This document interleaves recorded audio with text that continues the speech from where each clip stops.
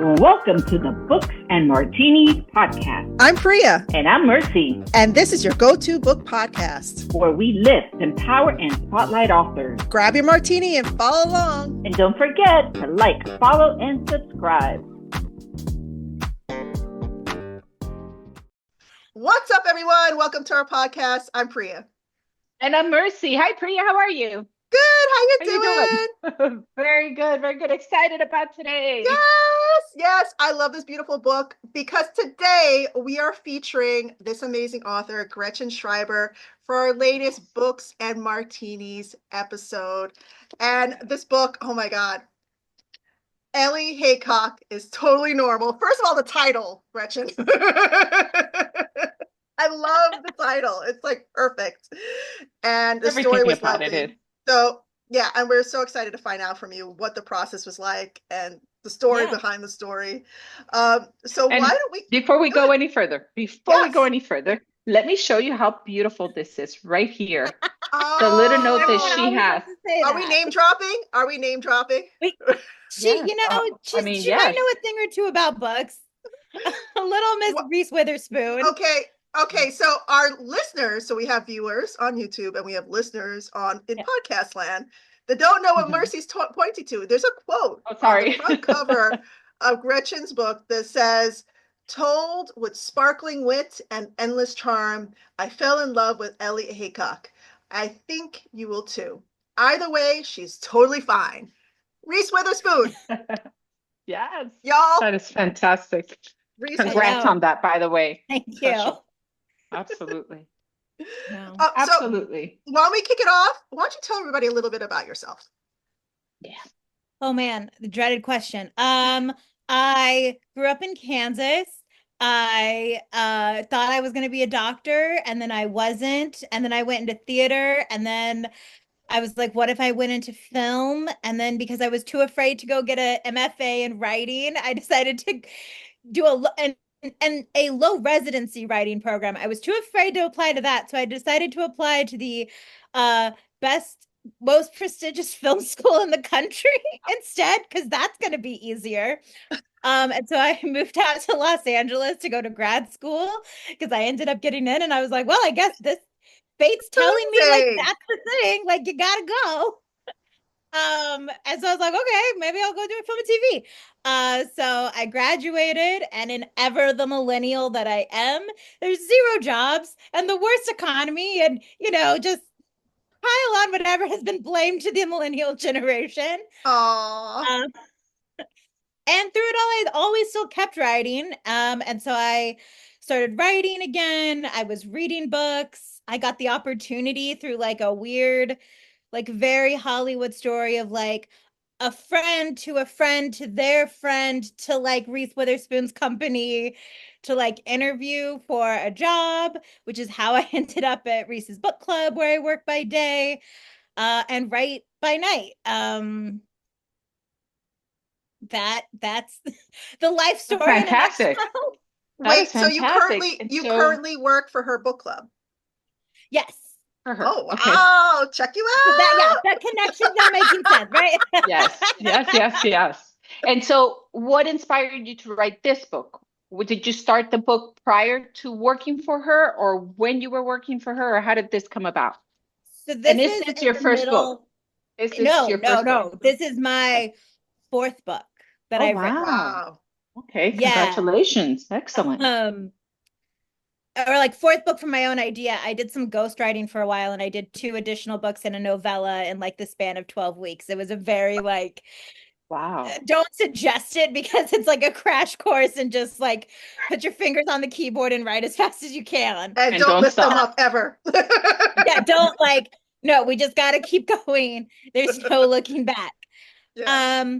So no, I had written 2 previous books while working for Hello Sunshine. One I had just finished and was like polishing when I got the job. And then the second one my third book, I wrote entirely while I was there. And then Ellie was my 4th book that I started. It was my pandemic baby. Oh, one of many pandemic babies. I'm not surprised because it was all heart. And I feel like that time is when all our wounds opened up. Yeah, it's just like, and it came out, I like many young adult writers, came through the YA fantasy to YA contemporary pipeline. And I had pitched this like offhandedly to a friend of all these stories that I was telling about growing up in and around a hospital. And she was like, you know that you have to write that, right? And I was like, nah. And so finally I was home during COVID. I had like driven back halfway across the country by myself. I was like living in my parents' basement, and just kind of like metaphorically hitting rock bottom. And the when I was like in college and like starting out my life, the worst thing that I could think of was being home in my parents' house in my 30s and being like, what is happening? And I was like, Aww. oh man, I have like hit that thing. And so I started writing this book on a whim. And it was the first thing that I really realized, like process and how much like writing advice online had really messed me up about Wow. writing. Oh, Um, tell us about that. so everyone always is like, you sit down and you just start and you go to the end, right? Like you don't stop, you don't back up and edit, you just start at the beginning and you go to the end. And I thought that's how you had to do it, right? Like you had to sit down and you started at the beginning and you just got to the end. And it would take me forever to get to the end of a draft because I would just not be able to get the story where I wanted it to go. Because I could be like, I know where Oh. we're headed, but I can't get us there if I'm starting at one point and moving this way. And my friend, the same friend who was like, you have to write this book, she was like, Gretchen, no one is like fact checking you on how you wrote Right. this book. You don't have to write that book in order. Right. Um, And so that would take me to another question I wanted to ask you. How long did it take you to write the book? This so particular once it, book. yeah, so once I started writing it out of order, it took me about 7 weeks, start to finish. Oh. Oh, dang. That's crazy. Yeah. So it was like, oh, no, this is actually how it's supposed to go. But 7 weeks is Wow. still a superpower because I Yeah. could see you like writing a chapter, pausing, reading the chapter, changing, whatever, and then starting chapter two, right, pausing, and then coming back to begin and changing constantly. So Yeah. that's what your process sounded like. But 7 weeks? That's pretty 7 weeks. amazing. Yeah. I mean, and like a lot of it, like once it was down, it didn't really like chapter one is almost unchanged. It from like Wow. the from draft, like a paragraph or like it used to be there are a lot of there used to be a lot more. There are a few in chapter one still because I was like, you can't get Yeah. rid of this. Um she used to be a big comic book girly. Hmm. Like she's a bit of a nerd, but then we decided to make Jack the comic book guy, and so she's trying to be into comic books for him, but it's not working. Yeah. Okay. But she used to be a big comic book girly. So like there were more comic book references in chapter one. So some of those got like weeded out, but almost like substance wise, it's almost unchanged from like the first time I sat down to draft it. And that's So beautiful. you're saying that when you were listening to the people online telling you to do it this way, which didn't work, and then you went your own way, and then that took you 7 weeks. What was your way? What did you do that was different? So I would write, like I would have ideas about scenes. And like the one of the first writing classes I ever took, the teacher was like, I think you need to get a little drunk before you write, because your mind works too fast and it's showing Okay, up in so your did you writing. have like a glass of wine or a martini? I mean, didn't we all have a glass of wine during the pandemic? Yeah. This is called Or books and two or martinis for a three. reason. Exactly. I was like, this is a little on brand. So I would write what I would know. So like I would know, okay, I know we're hitting this point. I know they're gonna go here. And I would know that scene and I would write that scene. And sometimes off of that scene, I would be like, oh, I need to go back. Like they would start like, this is like the weird spooky thing, the weird woo-woo part of writing, that your characters sort of start referencing other things Right. that have not that you have not written, but they're like, no, this happened. Yeah. And you're It like, branches out. oh, yeah, so we got to go back now and we'll write that. And then it becomes, I usually now, because I've written 2 books since Ellie came out, which is a whole other story. But Wow. But like I you're on pretty a much now roll. know what? I said you're You're on on a a roll. roll, So she what's that, like says. 6 Yeah. books? So yeah, Is that I like pretty 6 much books? I know that once I hit about 60,000 words, I have to like start putting it all in order and stitching it together like formally. Like, okay, here we are, here we go.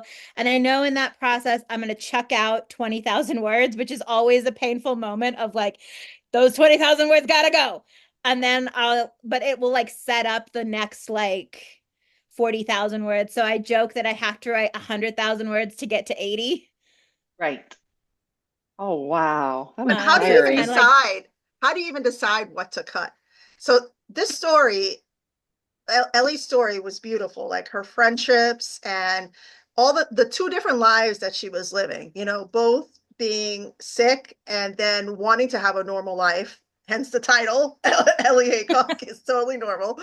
Having her friend group, she wanted both lives, both lives to, no, I said that wrong. She wanted the best out of life. And unfortunately, she had to live these 2 different paths simultaneously and navigate them. Like, just, I lost my thought. I lost my thought. I You apologize. wanted to, no, that's okay. I'm with you. You wanted to know how in the world you could possibly cut words out of a story with so Yes, much depth. yes, yeah. yes. So let me rephrase that. So saying that, like, how could you cut from a story like this? Like, what are you cutting? So I know you mentioned the comic book thing, but what was your thought process for cutting from this story? How could you? How could you? How dare I? How could you?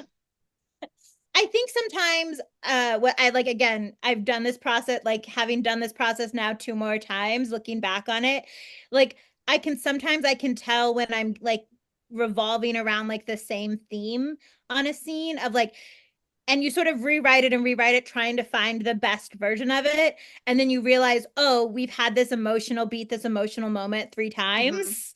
Like we only need one, which is the best version. Like cut the other 2, like I chuck get the you. other 2.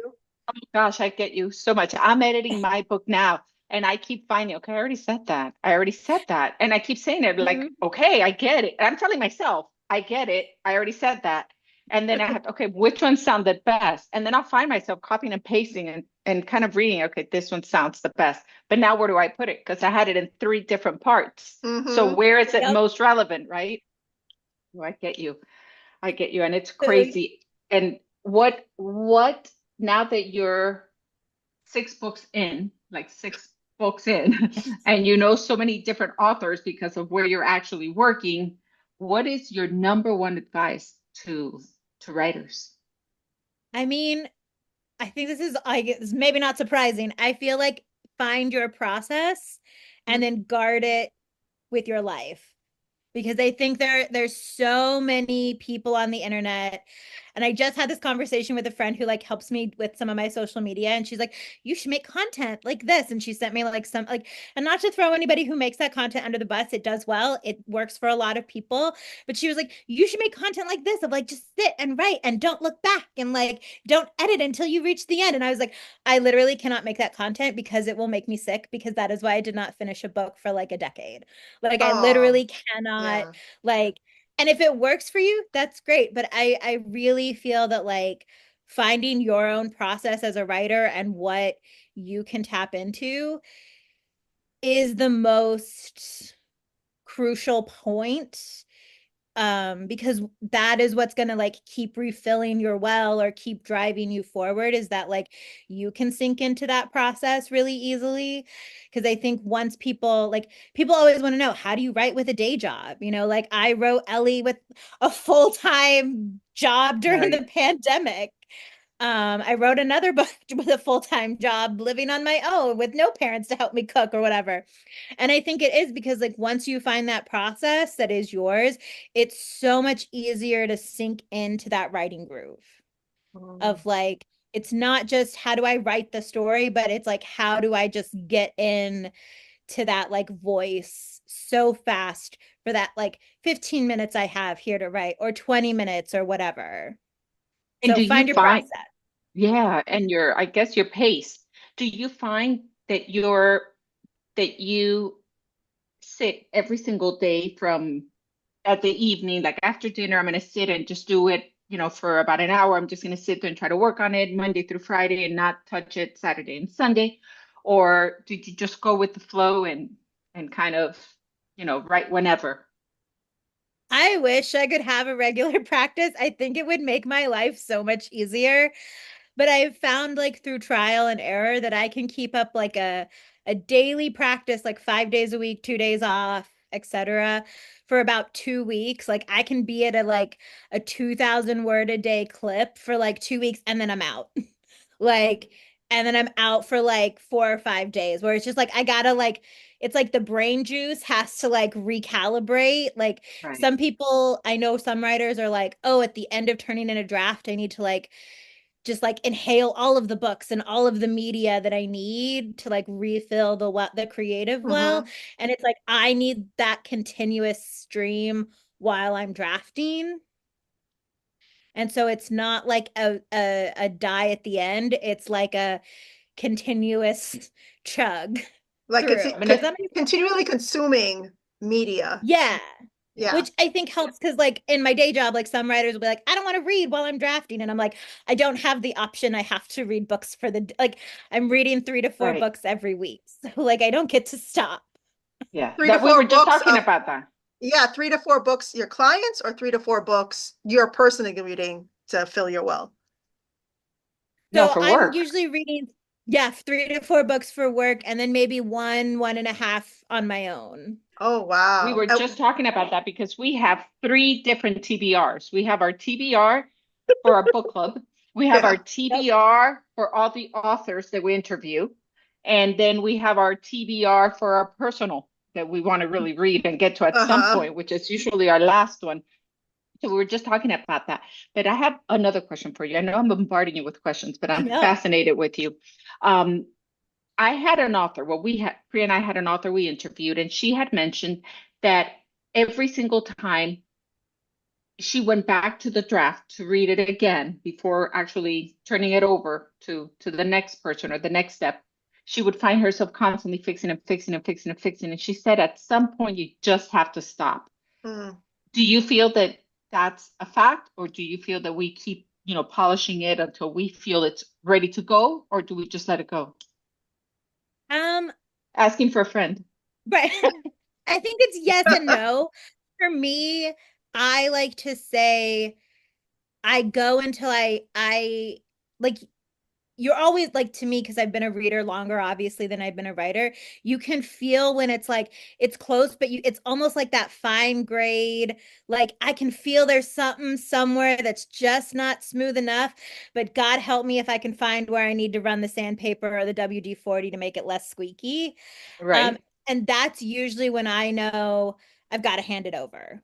Mm. Okay. Um I've got to like hand it over to somebody else, whether that's my editor or my agent, just or a friend, just to be like, this isn't working. I'm Yeah. very well known for calling my friends and being like, I have a broken book. My book is broken. The plot does not work.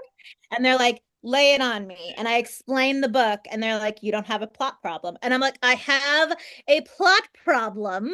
Listen to me. And they're like, no, go write. It's so funny you're saying that. I literally just went through this. So I write sci-fi fantasy romance, and I did 2 books in one series already, and I started a new series.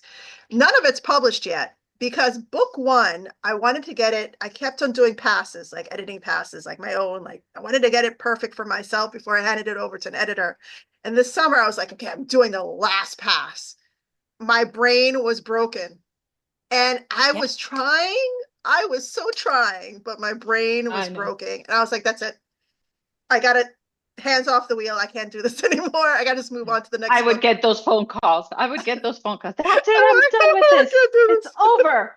I'm like, listen, drink a coffee and call me back. Yeah, it's like, okay, put the draft down, go turn on your comfort show, whatever you want to watch, grab a Diet Coke in my case, or maybe a latte or a cocktail, and like grab something, girl. Feet up for the night, because it's not happening. It's not happening. Yeah. But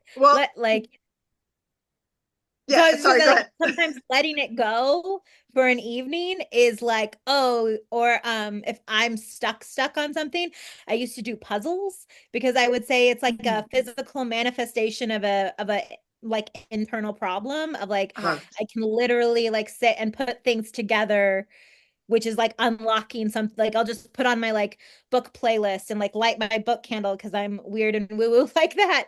But like, and I'll sit and do a puzzle. And like, by the time the puzzle is like halfway there, it's like, oh, you dumb, this is what's wrong. I love that, because I always think about just watching TV, going for a walk. It never dawned on me to sit down with a puzzle. It never dawned on me. I love that. I love using that. It's funny. I end up, when I'm in that spot, which is quite often, I actually ask my husband, would you play cards with me? And we sit there and play cards, like just gin rummy or whatever. But it just makes me think, and I just get away from the world because I have to be thinking, because he's very competitive. If he's going to beat me, I'm like, you're not going to beat me. And so I'm like doing numbers and doing, the spade and the heart and this and that. And I'm going back and forth. And it just completely takes me away. And then when I'm done, it's like, oh, wait, this is what I could have said in that part. And that's what I should have added. And I forgot this. And then I think it's great. And I send it out and then I get it back with blood. It's like all this writing. Well, you should delete this and add this. And this needs dialogue and that needs more reference. And I'm like, okay, thank you. You're like, well, we got one thing down. I guess we're going to. Yeah. Right. Yeah. So insane. We were just talking about shows, and our last big question, well, it's a two-part question. First, who was your favorite character? And second, who would you have play? What actors would you have play your characters in your book? Oh God. I love that question. That's a hard question. Because this is Movies and Martinis. We are doing a special episode of Books and Martinis, but we're we got to ask about film too. You got to like tie it all together. Oh man, favorite character. I mean, I feel like, I'm gonna, because I sat in her head for like 4 years from first draft to publication, I feel like I gotta go with my girl Ellie. She's the main character for a reason. Like close runner-up would probably be Caitlin, but like honestly, it's probably gonna be Luis, because that is just a little chaos boy who, like, you never know what's gonna come out of his mouth, but it's gonna be great. Aw. And who would you have play Ellie? Who would play Ellie? I mean, I feel like that's really hard. I feel like so like producer hat on, I would be like, we're going to turn this into a dual show of like, we'll make the movie or we'll make the show, but we'll also make an ancillary piece of content about like finding disabled actors for all the characters. Cause there's like a really big, like, blank spot of actually disabled actors in Hollywood. So I'd be like, we're gonna make a new show that's like all about like Star Search, the disabled edition. Oh, how beautiful. I love that. Well, I encourage you to work on that script. You better work on that script. I love that. Turn it into a script. And that's so true. Like we need to write stories that represent who we are, because there are a lot of empty spaces out there. And I love that. And I encourage you to pursue that. If it's something else you want to work on, because you got 1,000 books you're reading. My friend would tell you that I have written a version of Ellie's story several times, but I did a lot of screenwriting from grad school, and I wrote a version that was about like Ronald McDonald House kids, like way more murder mystery. Like, oh geez. And Ronald McDonald House. More like bad doctors, like it was like even more like, oh, here's when medicine goes really bad. Like, oh my God, how interesting though. And like, how do you still have to like when like medicine has really messed you up, and like how do you go on, and how do you like still find yourself? So yeah, I had always like had like that sort of Ellie Caitlin dynamic. And then like instead of like Veronica, like the new girl who's just like, I'm normal, I'm actually normal. What am I doing here? It was like a character who was like newly disabled in like a really messed up way. And how do you like face insurance and doctors? And it was a lot darker. Like I feel like I tried to make it funny because I was like, Ellie likes to say, you either laugh or you cry, and I'd much rather laugh. Yes, always. I love that. Oh, I love that. That's a perfect way to end our interview. Thank you so much for being our guest today. You guys, make sure you check this out. Ellie Haycock is Totally Normal by Gretchen Schreiber. We're going to include all the links in the summary. Make sure you follow her on Instagram. She's working real hard on that social. Yes. Check out her book. Check out her other books because she's on a roll. Yeah. She's on fire. Oh, no, none of those books ever made it. None of those books are published. Never mind. We're just going to check this one for now. Yeah. Until the next one comes out. The next one, next year, 4/1. Back at it. Oh, yes. And this is such a charming book. So please check it out. And thank you guys for joining us today. Make sure you like, share, follow, subscribe, all that good stuff. Absolutely. And thank you, Gretchen, for being with us. I really appreciate it. Thank you. All right, you guys. So you know what to do. And if you have any more questions for her, please hit us up down below. We have all our information. Thank you. Bye, guys. Bye, guys. Bye.